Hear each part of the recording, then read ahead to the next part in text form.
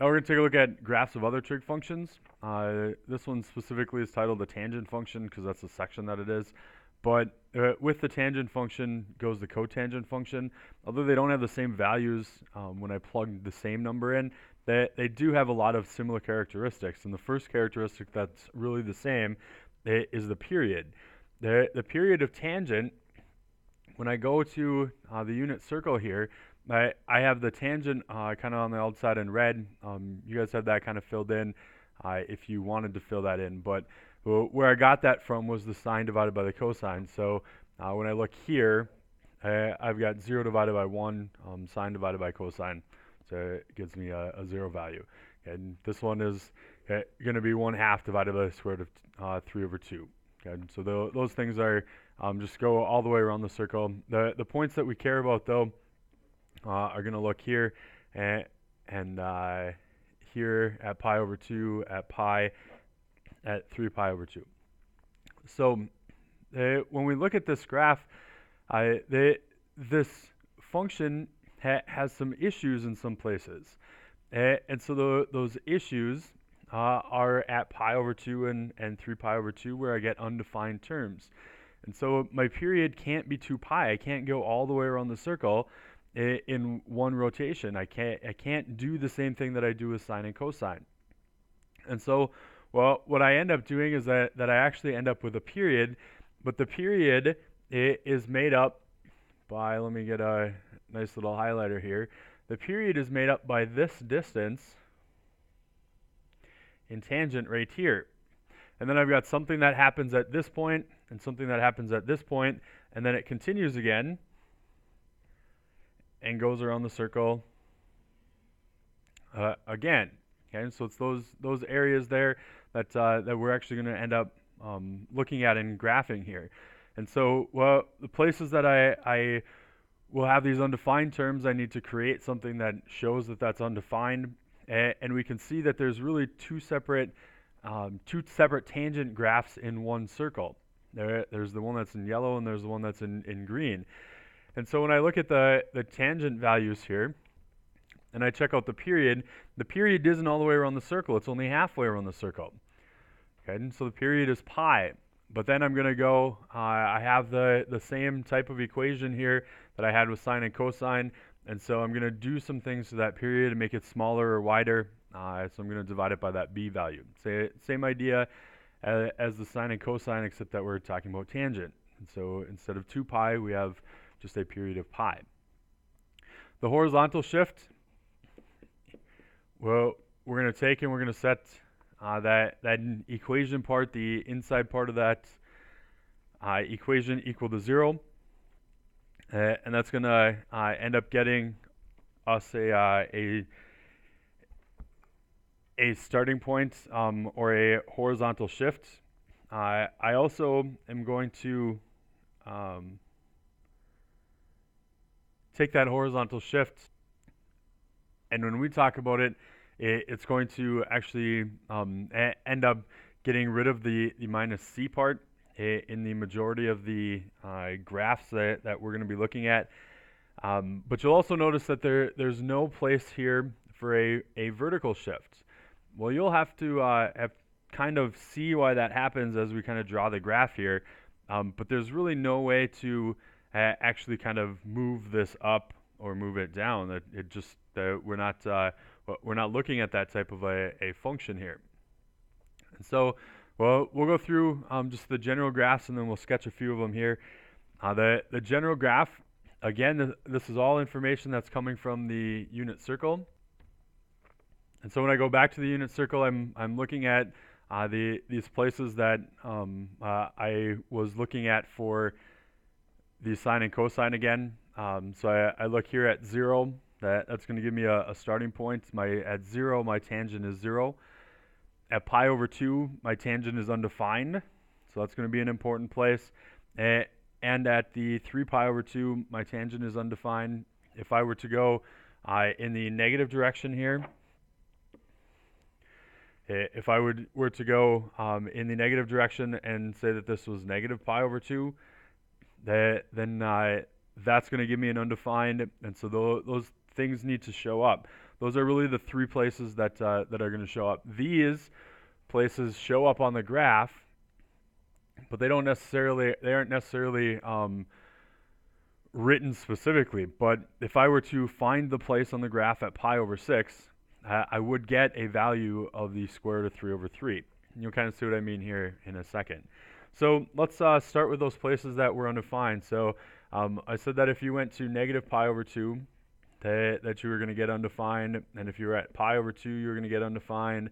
And if you were at 3 pi over 2, you were going to get undefined. Okay, and so on. And that keeps going as we continue looking at this. We also said that the tangent at 0 was 0. Correspondingly, if we looked at the tangent of pi, which is here, the tangent of pi would also be 0. Okay, so that's an important thing to know. At those places that it's undefined, we're going to draw what's called asymptotes. Those dashed lines are going to tell us that the function is not defined at that point, and that the graph goes all the way up into that point, but it doesn't exist at that point.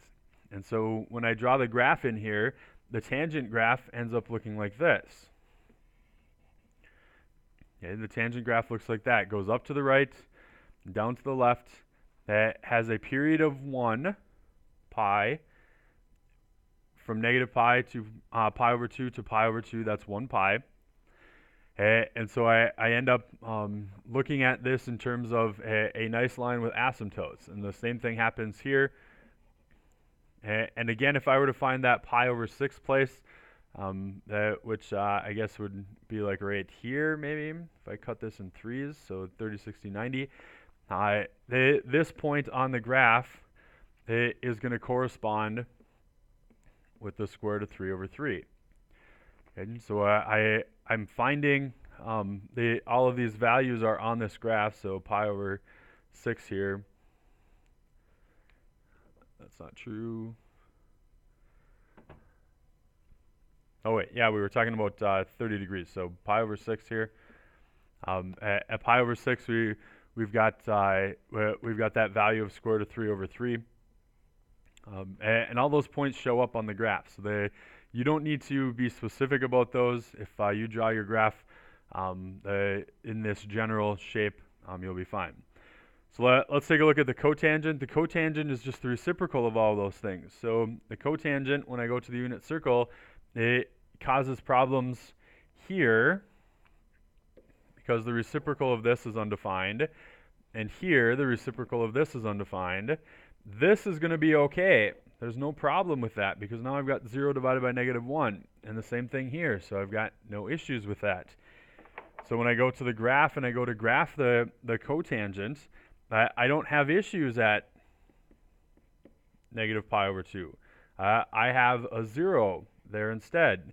I don't have issues at pi over 2. I have a 0 there instead. In the places that I have issues at 0. I have issues at pi. I have issues at negative pi. So all the places that I didn't have issues in tangent are the places I have issues in cotangent. Okay, and so I have asymptotes at all those places that there's issues dividing by 0, and zeros at all those places that there's no problem with the cotangent when I flip that over. And the graph, because I am looking at a reciprocal, it does flip to the other side. So it goes up to the left and down to the right instead of up to the right and down to the left. Okay, so here's our two graphs, okay, cotangent and tangent. So let's sketch a few of these. Things that I want to find when I'm sketching this graph are the period and the asymptotes, those places that that this isn't going to be valid. So the places where I want to put those asymptotes, and the places that I want to put those asymptotes follow along with those horizontal shifts. And so I actually can find places where those asymptotes are located by by starting with the original asymptotes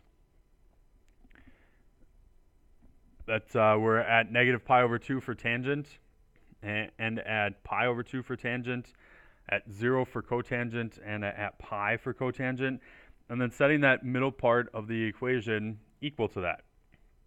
So the first thing is the period. So I'm going to use the space over here to do problem number 1, so or part A, and then we'll come back to it. You might want to do the stuff on a separate sheet of paper here. So the actually let's do that. Let's go to a separate sheet of paper. You should go to a separate sheet of paper. So we had y equals tangent of pi x. Things that I want to find are the period and the asymptotes.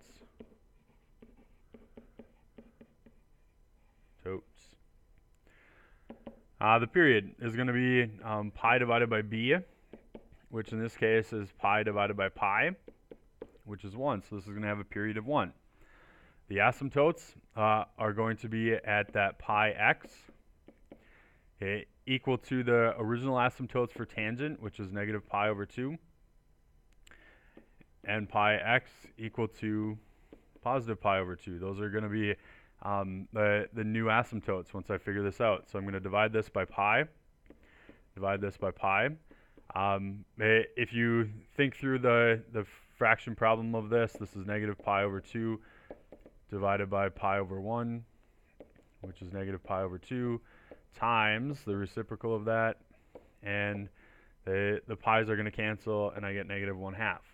Well, that should make sense, because if the period is 1, then I'm really looking at a period kind of like 1 pi. I just took the pi part away. And so the asymptotes are going to be at negative 1/2 pi, but I'm going to take the pi part away. So it's at negative 1/2. Same thing happens when I go down here. So I divide this by pi, and I get x is equal to a positive 1/2. And so I go back to my graph.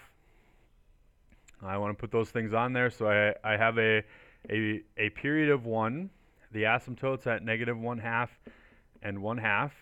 My graph is going to halfway in between those, cross at the 0 and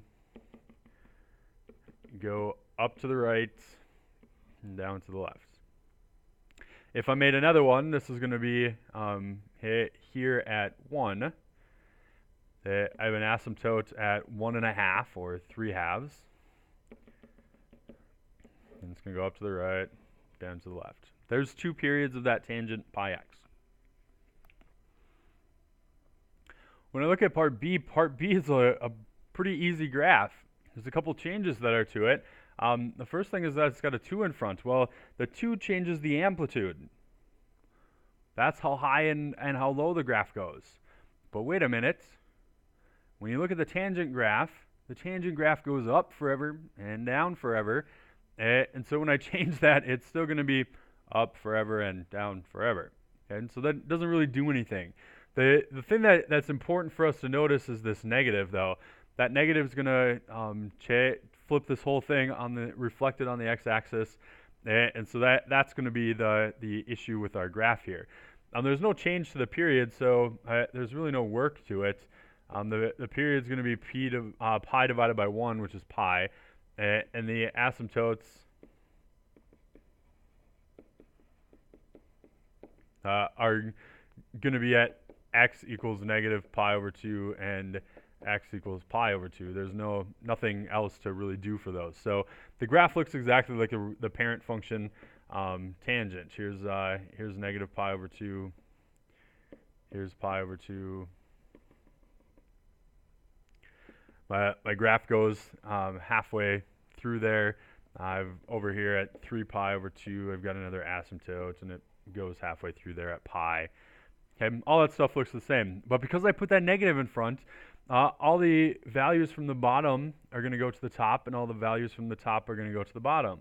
And so what ends up happening is that it ends up looking like this, which looks a lot like a cosine graph. A negative tangent and a cotangent rather, not cosine. It looks a lot like a cotangent. A negative tangent and a cotangent graph look a lot alike. Okay, so keep that in mind as we're going through here. The last two examples we'll look at here quickly. But we're going to have enough space at the bottom of this to be able to do these. If you can't squeeze them on yours, do them on a separate sheet of paper. So we're looking for the same things though. We're looking for the period, which is pi divided by the number in front of the x, the b, and the number in front of the x is a 1/4. Okay, pi divided by 1/4. And so when I flip that over, I get 4 pi. Well, then I'm looking for the asymptotes. The asymptotes are at x over 4, not pi over 4, x over 4 equal to, the asymptotes on that cotangent graph when I looked at the parent function were not at negative pi over 2 and pi over 2. They were at 0 and at pi. Okay, so when I set this equal to 0, I'm multiplying by 4, and I get x is equal to 0. That's one asymptote.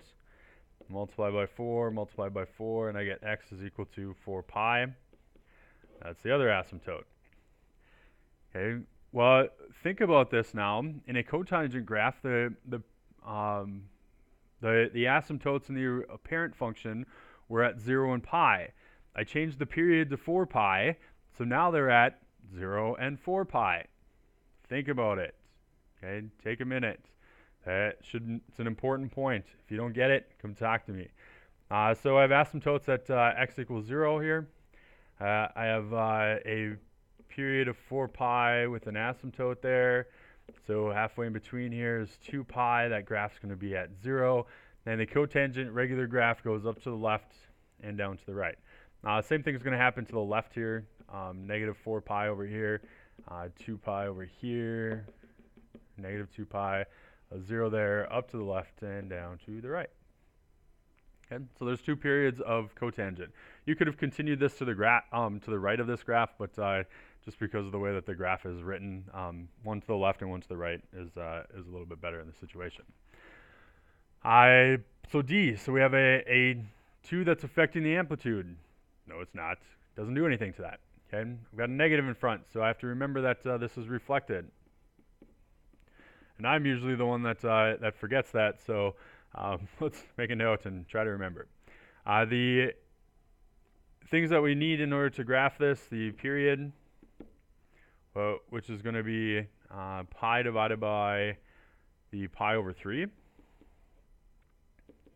which equals pi times 3 over pi. Pi's are going to cancel, and I get a period of 3. So then I have asymptotes at pi over 3x equal to 0. Need a little bit more space, and pi over 3x equal to pi. I'm going to multiply this by 3 over pi times 3 over pi. Multiplying by 3 gets rid of the 3, dividing by the pi gets rid of the pi, and I get x. 0 times anything is still 0, so that didn't really do anything. Multiplying this by 3 over pi, 3 goes away, the pi goes away, and I get x. Multiplying by 3 over pi, the pi goes away, and I get 3. 0 and 3, period of 3. Put it together. That's right. The asymptotes are always at the place in a cotangent graph at the start, which is 0, because that's not going to change, and at the end of the period, which is wherever it is. So we have one to the left and one to the right. Halfway in between there is 1.5. We're going to say 3 halves. And negative 3 halves. I've got a 0 point at that. We had a reflection. I remembered. It's going to go up to the right and down to the left. Up to the right, down to the left. Okay. So there's the cotangent graph of negative 2 cotangent pi over 3x.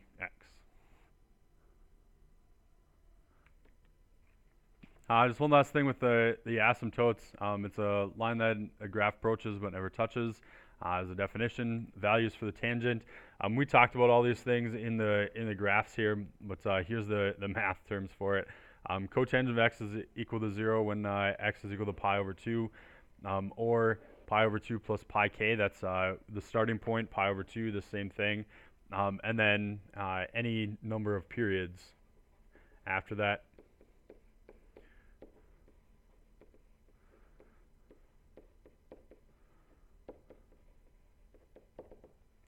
Okay, and so then the tangent is undefined at pi over 2 and pi over 2 plus pi k. That gets us to the 3 pi over 2 and back to the 5 pi over 2 and so on. The cotangent is undefined at pi and any extra pi's after that. So it's undefined at pi, it's undefined at 2 pi, it's undefined at 3 pi, 4 pi, and so on.